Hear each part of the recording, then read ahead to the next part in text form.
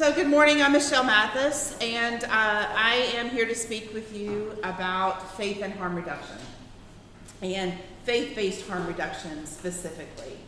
Let me ask this, first of all, how many of you are familiar with the term harm reduction? Do you know what that means? All right, so somebody tell me, what is harm reduction to you? What do you think about what that means? Reducing the harm associated with your choices. All right, I like that answer. Yes, so we're going to talk about basically what is harm reduction, give you a high-level overview of that. We're going to talk a little bit about what's involved with the day-to-day, and briefly touch on opioids, on overdose reversal. Then we're going to launch into stigma, and how do we reduce stigma around harm reduction and around working with people who use substances. And then we'll talk specifically about some things that the faith community can do to become involved with harm reduction at a level they're comfortable with, right? Because we know that not everybody's going to want to have a syringe exchange in their fellowship hall, right? That's not for every for every congregation. But there are still ways that you can become involved. I do really well with asking questions as we go along. I'm happy to stop and answer. And if you have a question, please just raise your hand or just shout it out, and I'll do my best to answer it, and then we'll have some time for questions at the end as well. Okay? We good? All right. So I'll first tell you a little bit about Olive Branch Ministry. Olive Branch Ministry is a faith-based harm reduction agency. We are located in Hickory. We have offices in Gaston County and in Cleveland County as well. We serve 9 counties, kind of up and down the 321 corridor between Tennessee, Virginia, and South Carolina, that area. Cover about 3,500 square miles. We have 3 full-time staff and 2 part-time staff and 6 volunteers that work with us. We became a nonprofit in 2015. And we began to do this work on a full-time basis in 2018. But we actually started doing Syringe Services, Syringe Exchange is what a lot of people know it as, in 2012. 4 years before it became legal in the state. It became legal on July 11th, 2016, which is a day that I celebrate with cake every year because it means so much to me.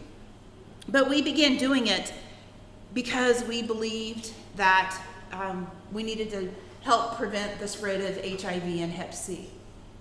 Now, I say that because I did not come to this work easily, and I always like to say that up front, because I realize that syringe exchange especially is very controversial for a lot of people. And we'll talk about why that is in just a moment. But I want you to know that when I first heard about syringe exchange and what that was, I said, absolutely, I will never be involved in that, because you're enabling people to use drugs, and I'm not going to do that. I'm all about preventing HIV and Hep C because I've done it for about 14 years on a volunteer basis, doing education and testing, and that was something I believed in. But when I heard about syringe exchange, I said, absolutely not. I'll do sex worker outreach all day long and twice on Sunday, and I'm good with that because I'm already doing that, but I will never put a syringe in somebody's hand. And within 6 months of learning about what it was and getting to know people who were doing the work and who were experiencing the benefit of the work, we were putting syringes in boxes of granola bars and delivering food to people in underground syringe exchange. So change is possible, I know, because my heart and mind was changed about this work. Currently, in our current state, we offer a lot of different services through Olive Branch.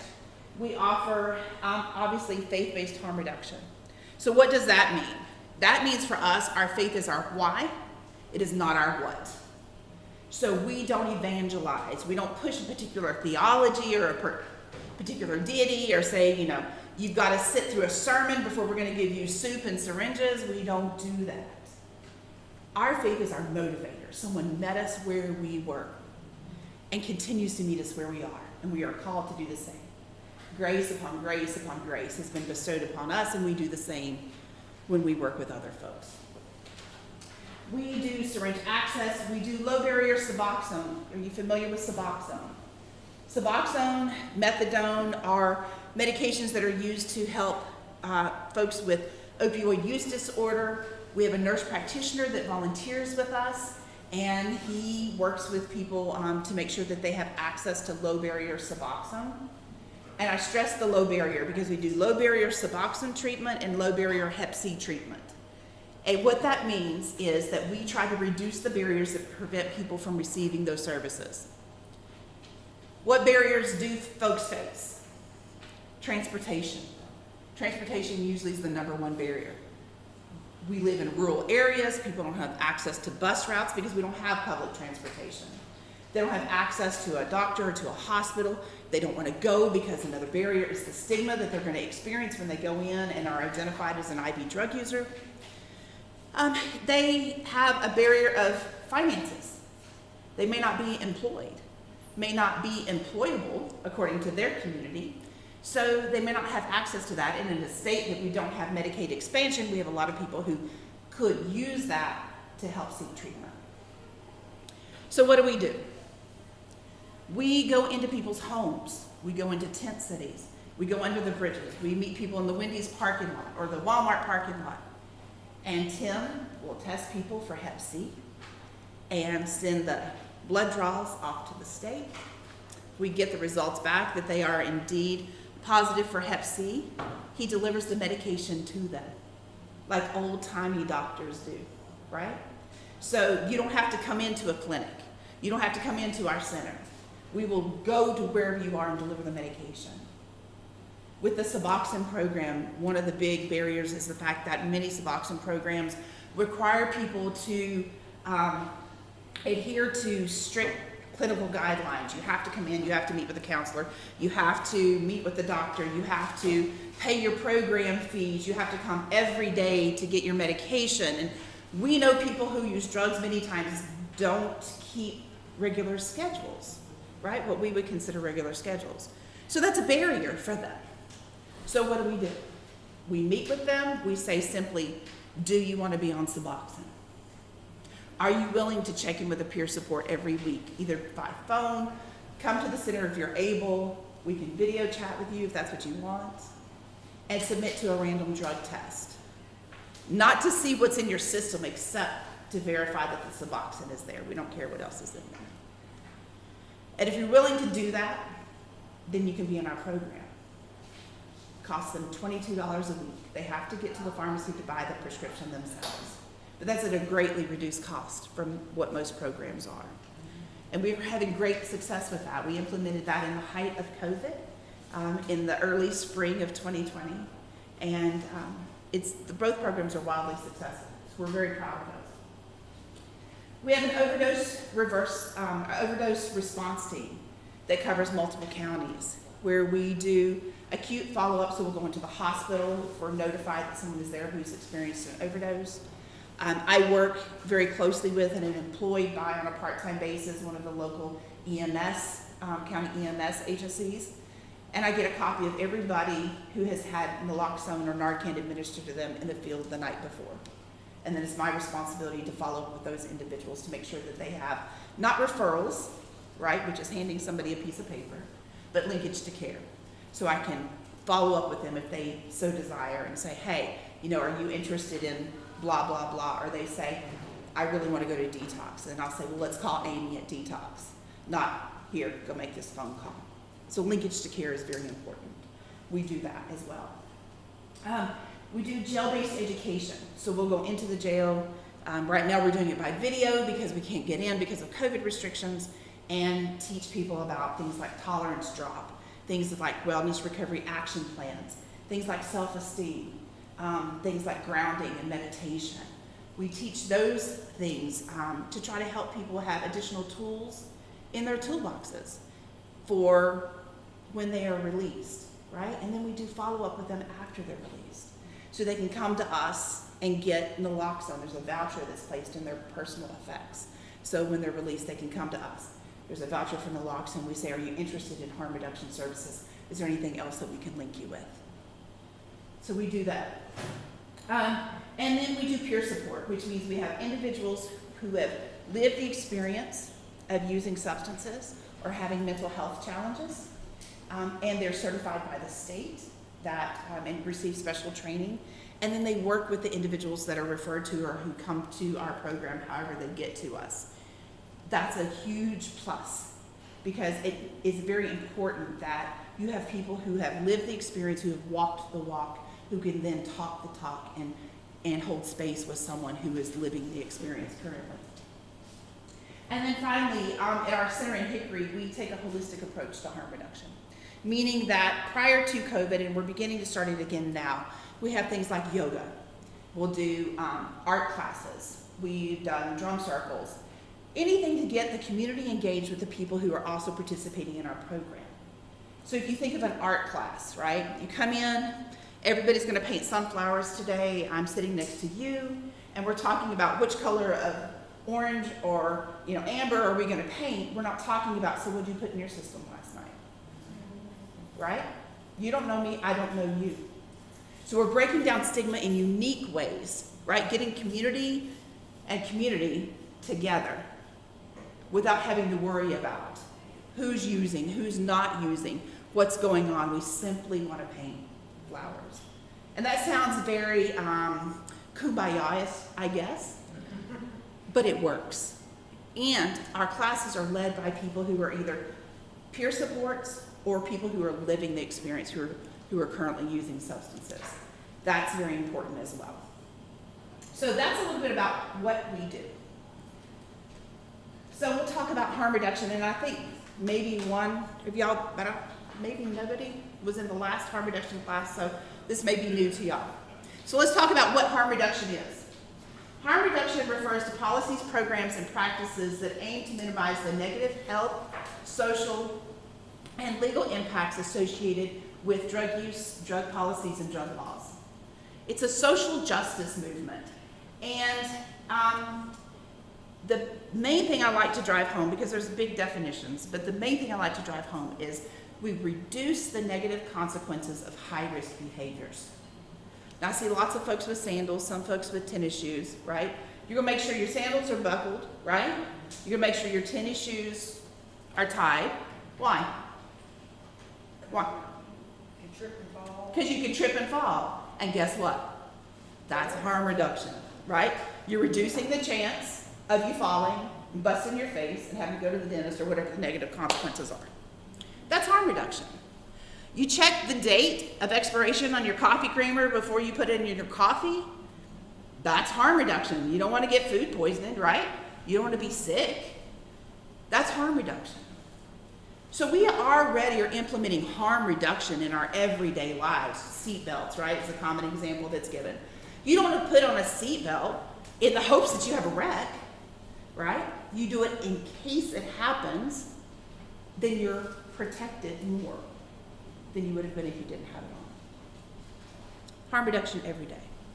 So we provide tools and education to people who use drugs and people who engage in sex work so that they can also reduce harm of potentially negative interactions that they are taking, that they are engaging in. We also really promote autonomy. That means that we don't tell someone what they need to do. When someone walks through the door of our agency, we don't say, you know what, you really need to go to detox, man, you're looking rough. Or don't you think it's about time you go to rehab? If somebody tells me what I need to do and you don't know me and we don't have that kind of relationship and I haven't given you that permission in our relationship, if you tell me what I need to do, I'm gonna tell you where you need to go. Right. I mean, that's just the truth, right? So what we say instead is we have this education, we have these tools available to you. If and when you ever choose to ask about them, inquire about them, want to use them, want to explore this, we're here. But guess what? We're here regardless. This is your journey and you are the expert. We are simply a resource while you're on your journey. Harm reduction celebrates the value of incremental gain. So what does that mean? Dan Bigg, who we know is the godfather of naloxone in the US, he would say any positive change or any positive step. Anytime someone walks through the door of our agency or we engage with someone and they approach us in a parking lot or wherever we may be, that is part of their recovery. It doesn't mean they're abstinent, doesn't mean they're ever going to be abstinent. We don't know that. That's not our call. But that is an incremental gain, the fact that they have taken a step to make a positive change, even if it's just to gain information. And we celebrate that. Harm reduction is about dignity. We honor an individual's humanity. We're going to talk about stigma and shame, and I'm probably going to say this a little bit later. But in our agency at Olive Branch, the term addict is banned. If our staff uses the term addict, they will be written up. Because we don't have addicts that walk through our door. We don't have junkies that walk through our door. We have people that walk through our door who have challenges that may or may not be different than the ones that we have at that particular moment. And we're here to help them.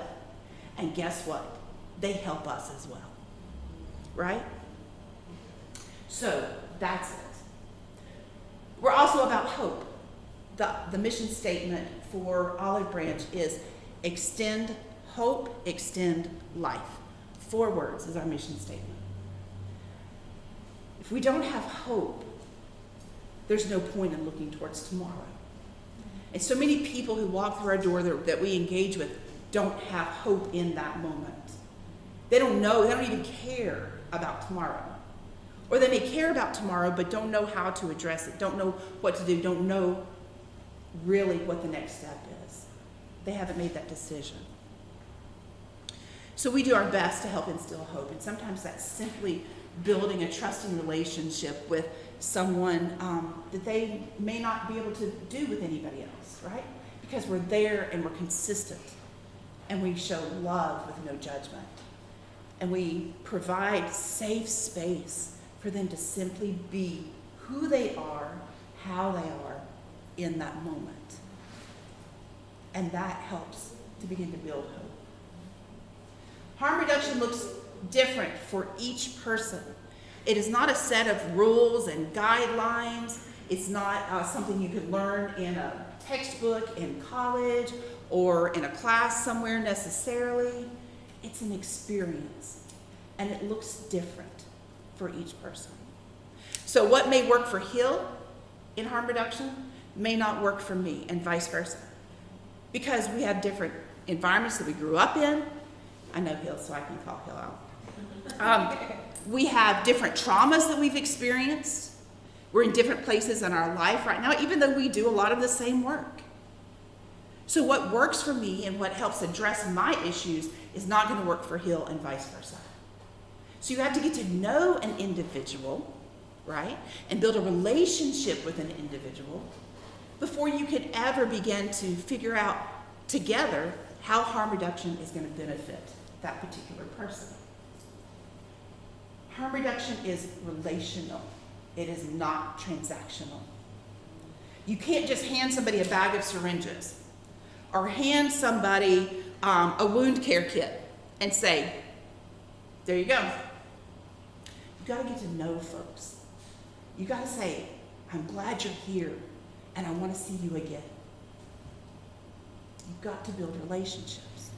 You can't just go through the mechanics. And then finally, harm reduction is a philosophy, like I said. It is a way of thinking, it's a way of living, it's a way of acting. So is harm reduction enabling?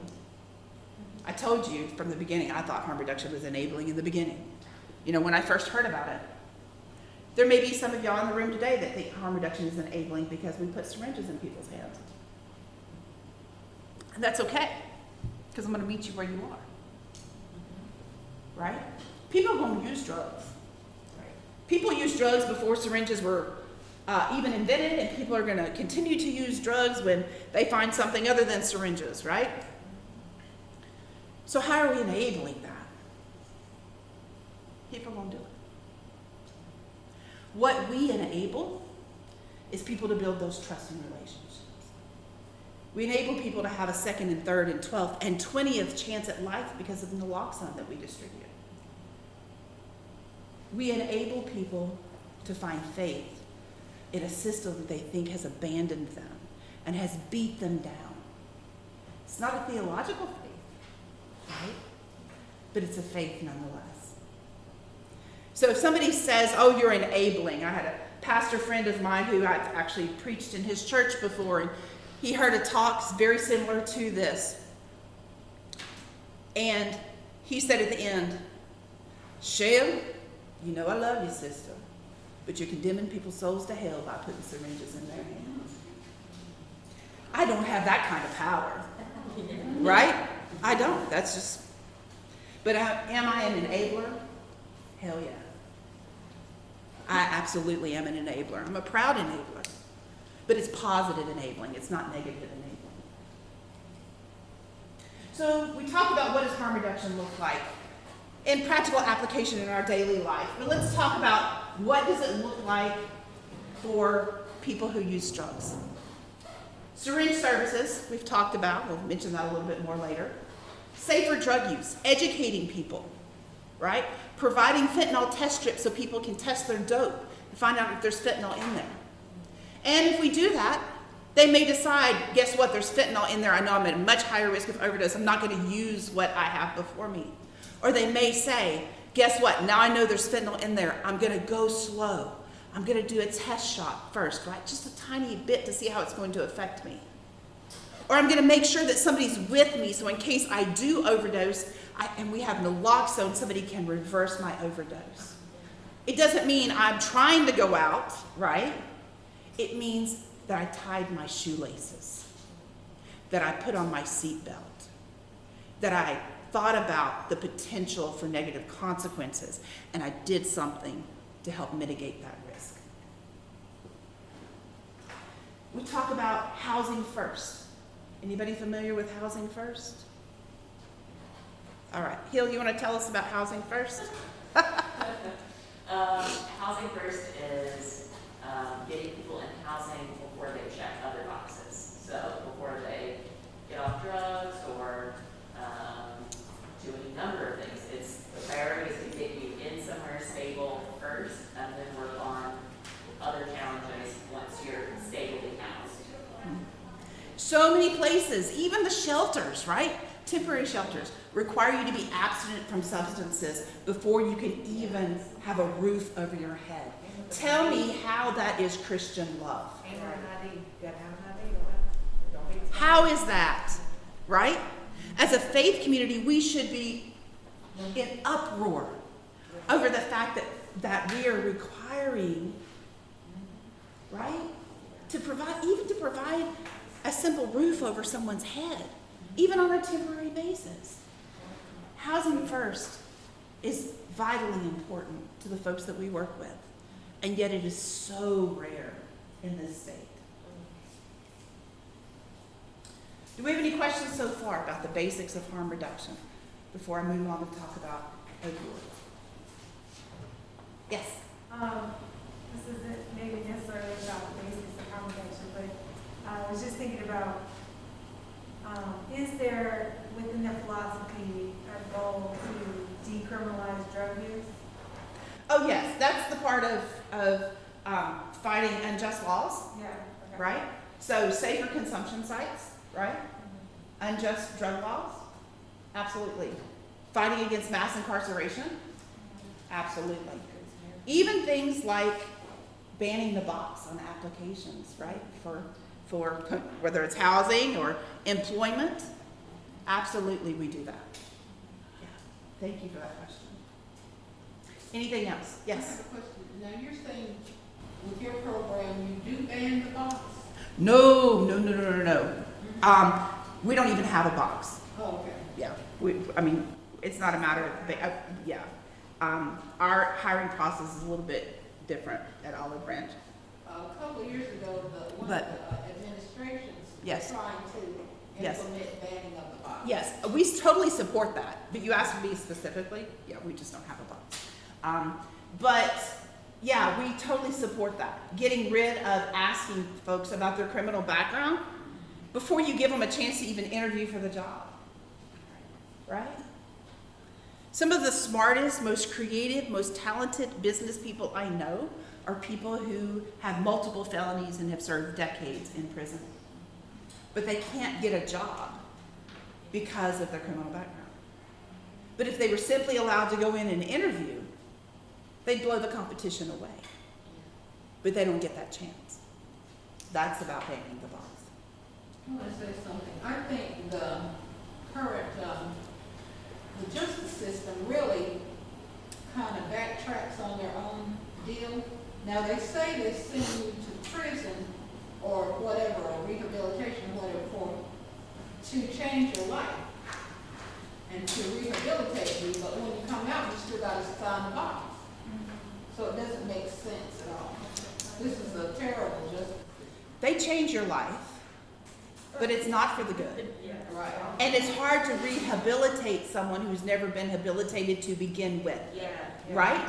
Because of the way society has oppressed folks, right? Because of the extensive racism that we have in society in general, right? A lot of folks are never afforded the opportunity to be habilitated to begin with. How can you rehabilitate someone, right? Re means to do it again. Right. There's, even just by using that word, they have failed, right? What they're supposed to do. But they will not admit that they are only warehousing people. They No. aren't rehabilitating anybody. It's They called- get in there and they learn more ways to commit crime again, or learn more ways to find dealers or someone to help them with drugs. So when they go to prison, they don't help at all. Yep. Capitalism built on the backs Mm-hmm. of our citizens. All right, let's talk about opioids and fentanyl. Yeah, I'm assuming everybody has heard about opioids. I'm sure everybody has heard about fentanyl. So this will be very brief. There's common prescription opioids that you probably have heard of. Oxycodone, hydrocodone, fentanyl, codeine, morphine. These things are prescribed for pain, right? Sometimes acute pain, so if you sprain your ankle or you break your arm, sometimes for chronic pain, right? Like maybe you're a terminally ill patient, right? With chronic pain, or you have chronic back issues or something of that nature. So these are prescribed. And in theory, if you take them as prescribed, they are supposed to benefit you. But what we know is that with opioids, after very short periods of taking them even as prescribed, people can become dependent on them. We have illegal opioids like heroin. Fentanyl is mentioned again because there is a overwhelmingly large amount of fentanyl that has poisoned the illicit drug supply in the United States. And then any pain medication that an individual takes that is not prescribed to them. I remember back in the day we had a neighbor, her name was Diane, and every once in a while she would come to my mom and she would say, "Hey, you got anything for my headache?" And she was being sincere. My mom at the time had some chronic pain and had prescription for opioids. And this was back in the 80s or so. And so she'd like give Diane a pill or a half a pill to take care of her headache. That's drug diversion, right? That's illegal. But how many times do we do that? With our kids, with our loved ones, with relatives, with a neighbor. We don't want to see our folks in pain, so we try to help alleviate that, but what we're doing is illegal. So we need to be aware of that when we start talking about and condemning other people who are using illegal substances. Many of us have participated in that as well, unknowingly. There's opioids that are used to treat other opioid addictions. Two of those are methadone or buprenorphine. Buprenorphine is also known as Suboxone or Subutex. Fentanyl is an extremely strong opioid that can be obtained either legally in a medical setting or illegally.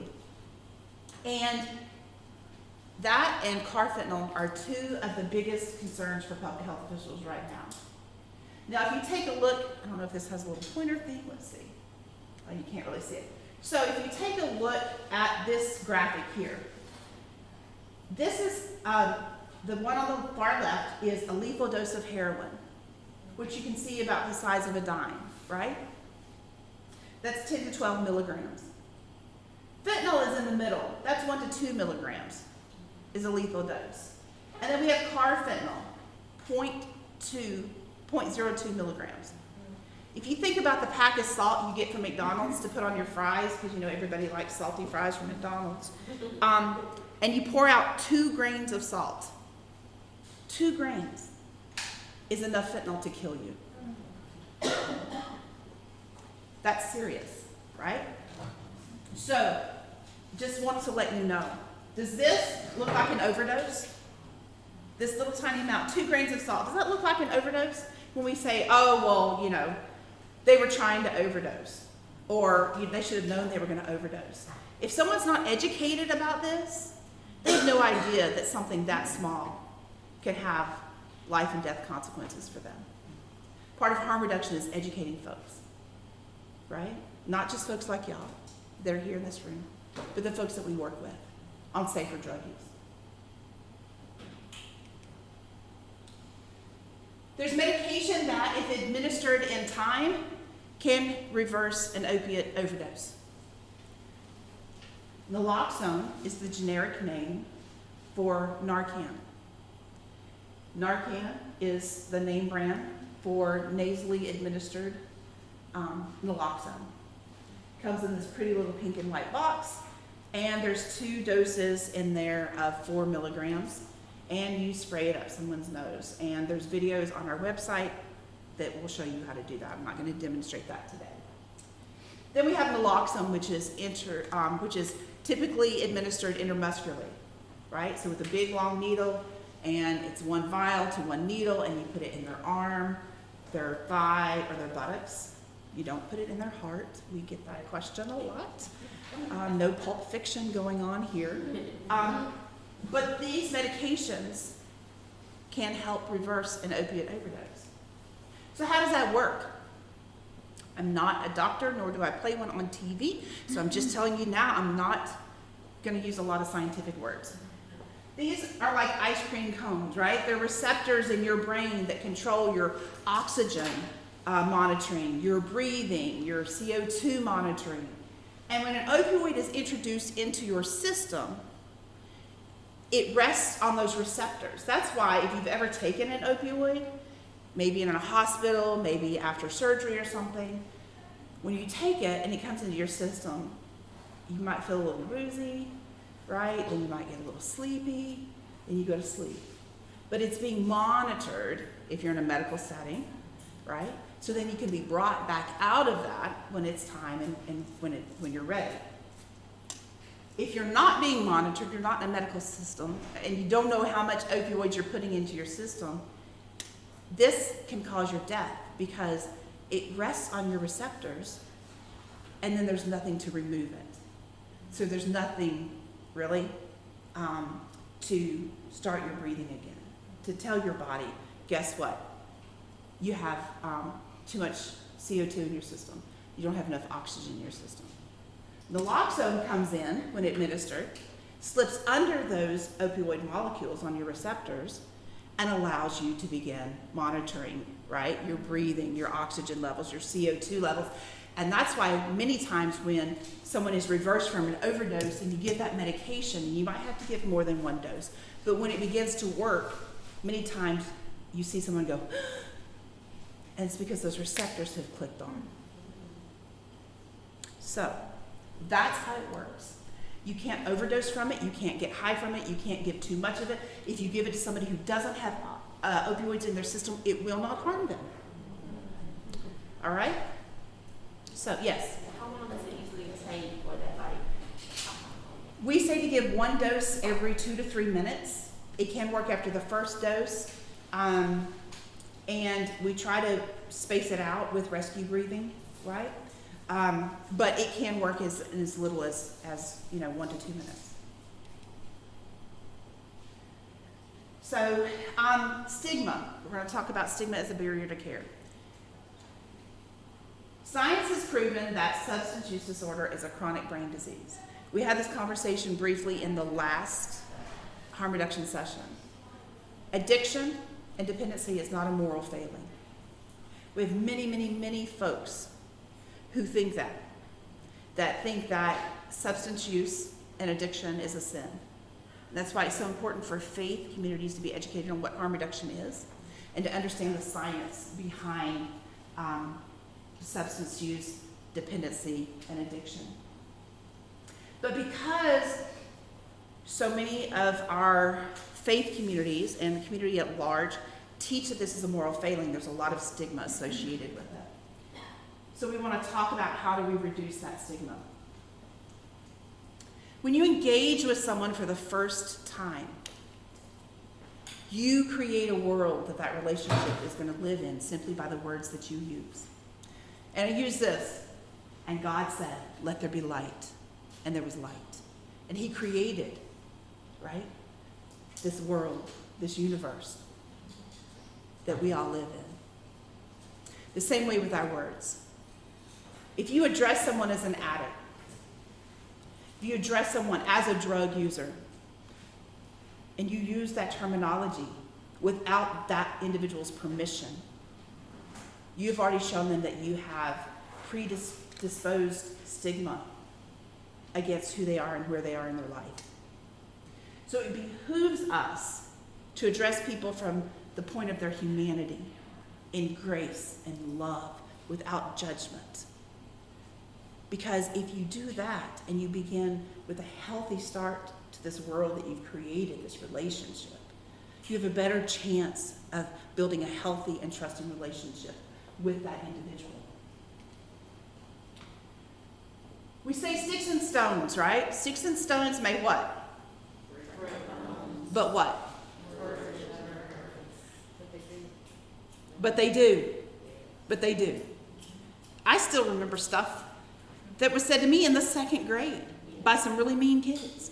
And they will always, and I'm 51, and it will always stick in my head, right? Words do hurt. So let's be careful about the words that we choose to use. Don't say addict, junkie, drug user, or abuser. Instead, say a person with substance use disorder or a person who uses drugs. Don't say alcoholic or lush. I heard that term for the first time in many years a while back. And I thought that had gone away. Don't say, oh, well, they're just a drunk. It's a person who uses alcohol or a person with alcohol use disorder. Instead of a drug problem, a drug habit, drug abuse, say drug use. Not all drug use is drug abuse. Let me say that again. Not all drug use is drug abuse. So, what about needle sharing program? We don't share needles. Syringe Services programs try to prevent the sharing of needles, right? We're Syringe Services. It's not just about exchange. It's not a one-for-one, especially not in North Carolina. You don't have to give me a used one for me to give you one that hasn't been used, right? We provide an abundance of services. We just also have to hand out clean injection supplies or unused injection supplies. When you're talking about people, you don't say clean or dirty. When you're talking about drug screens, you don't say clean or dirty. You can say abstinent, not actively using, not reactive, or testing negative or positive for substance use. Former reformed addict or alcoholic, say a person in recovery or a person in long-term recovery. Recovery is what an individual says it is, right? They get to define that, right? It doesn't mean abstinence. Opioid replacement therapy, instead you can say medication-assisted treatment. And then instead of saying relapse on a bender, fell off the wagon, you can say someone reinitiated use, someone returned to use, or someone who's currently using. Person first language is proven to reduce stigma. Person first is different than identity first. I get to say what I am, but you don't get to say what I am until I give you permission, right? I can say I'm a grandma, I can say I'm a pastor, I can say I'm a harm reductionist, I can say I'm morbidly obese, but you try to call me fat. We're gonna have some words, because you don't get to do that. You don't know me like that, right? That's a negative term that I can use to describe myself, right? and we don't know why I would choose to use that term, right? Might, warrant some investigating, right? Some exploration. But I'm allowed to use that because it's my body. You don't get to use that. You don't get to call someone else an addict. If they say, hi, my name is so-and-so and I'm an addict, or thank you for helping addicts like me, it's a prime opportunity to help educate in a loving and gentle way about there being alternatives. But if they own that and that's part of their testimony and that's the term they want to use, guess what? Folks are allowed to call themselves what they want to, right? Changing your language reduces stigma, and reducing stigma saves lives. In Isaiah 43, and I know I'm running short on time, so I'm going to go quick. Isaiah 43, if you have a chance later, you can look it up. God is speaking to the Israelites, and they've been they're carrying on, right? Idol worship and doing all kinds of cavorting out there, and they're in a total sense of rebellion. And God says, do not fear, for I have redeemed you, and I have called you by name, and you are mine. He didn't wait for them to get their ish together before he claimed them. He didn't wait for them to quit rebelling. He didn't wait for them to quit worshiping idols. He didn't wait for them to quit using drugs. He said, I've claimed you and I call you by name. And if the Lord of Lords can call someone by name, who are we not to do the same? And I'm going to start preaching, so I have to move on. Sorry. All right. So we're going to talk real quick, which is why all y'all came to this, I know, about the introduction of harm reduction into congregations. Every congregation can participate in harm reduction in some way. You just got to figure out what works for you, right? Look at all these folks, diverse group of folks, age, right, color, gender. Oh, we don't know what's going on with all these people. You don't know where they are. You don't know who's using drugs, who's not using drugs, who has family members using drugs. You don't know, right? So you got to ask. You got to make your congregation a safe space to even have conversations like this. And sometimes that involves inviting the North Carolina Council of Churches to come in and have a similar talk to this, right, with your congregation and see what kind of reaction you get. See where folks are. See who might be a champion for harm reduction in your congregation you may not even know. We say in harm reduction, we meet people where they are. And usually we're talking about people who use substances, but we also have to meet the congregations where they are, right?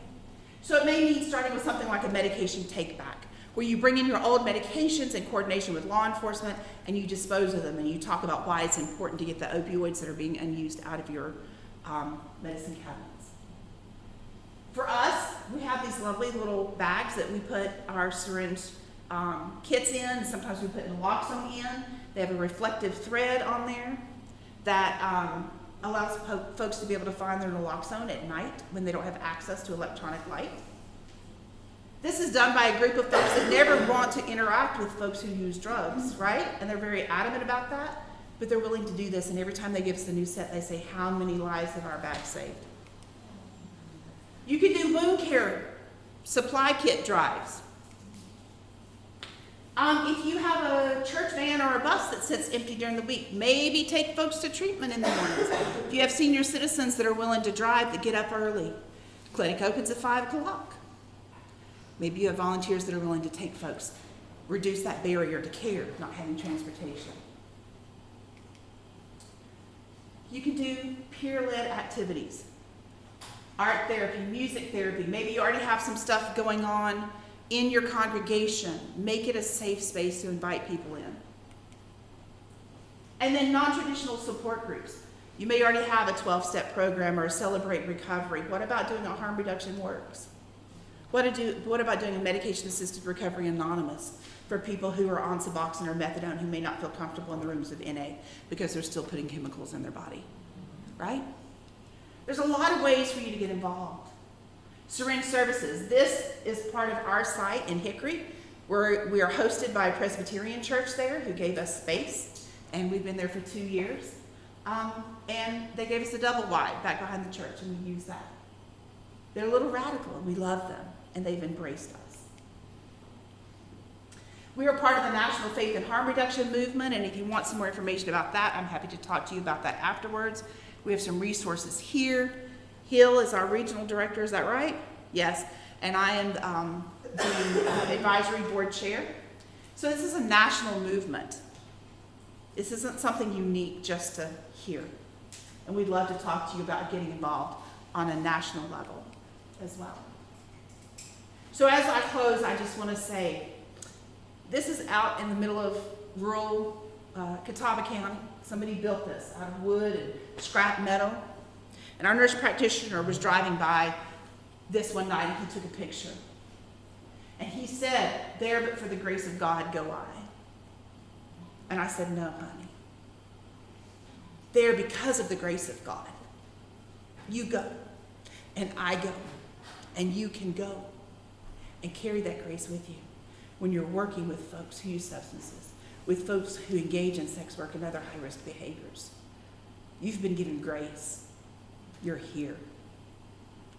Take your grace and spread it." Thank you.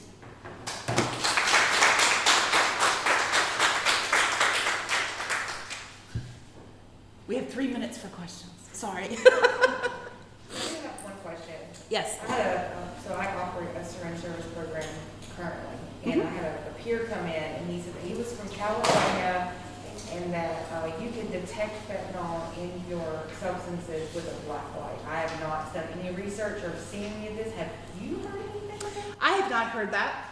I don't discount it, Yeah. but I know a lot of things go under a black light, Yeah. so I don't think you could probably be definitive that it's fentanyl. Yeah. So I would use fentanyl test strips and Okay. encourage that use. We have those. Yeah. This would be a really cheap way of, like, it would be, for me, it's like the budgeting purposes, like, could spend this much as opposed to doing it this way and, Yeah, but who's to say that it's not crushed used cat litter that has cat urine in it? well, Just saying, fair. right? Fair. Not to be gross, but No, yes. I have a question. Is there any like education for fentanyl use? I know it was for opioids, but is it for, just fentanyl? Because there have been like several people in Hickory, North Carolina that have overdosed from fentanyl. In Hickory? Yes. I'm from They're Hickory, in the so we need to talk. In the African American Yes. community. Yes. There's been like about 5 young ladies and I think 2 Yes. young men maybe. Yeah, fentanyl is an opioid, okay? But there are some additional things that we can teach about the potency of fentanyl. You give me a platform, you give me a place, I don't care if it's downtown under the sails. I will come, all right? We offer education stuff on our website, but we are happy to come into wherever and to do education. We have tried. We have tried. And we can have a conversation about that and what's going on in our community after this. Yeah. Any other questions? Yes. Are you serving the Hispanic community in Hickory? We do. In fact, on our website, we have multiple pages that are in Spanish. We don't have anybody who speaks Spanish within our actual office because we simply don't have the funding for that. But we do, and we also link them with Central Latina in Hickory. Central Latina? Yeah, which is a legal services program, but they also have folks there that can do interpreting or can help educate based on the stuff that we have available. Yes. Do you have any restrictions as far as county, like, where people live? Like, can they go from county to county, if they're not in your particular county? We serve anybody who walks through our door. We have people from South Carolina, people from Tennessee, people from Virginia that find their way to us because they don't have adequate services where they are. So because we carry cover such a large geographical area, we're bound to get folks from other counties that come in. Anybody who walks through our door is granted services. So. All right, I just want to say thank you so much for being here. If you have questions, I have cards. I'm happy to follow up with you. And thanks.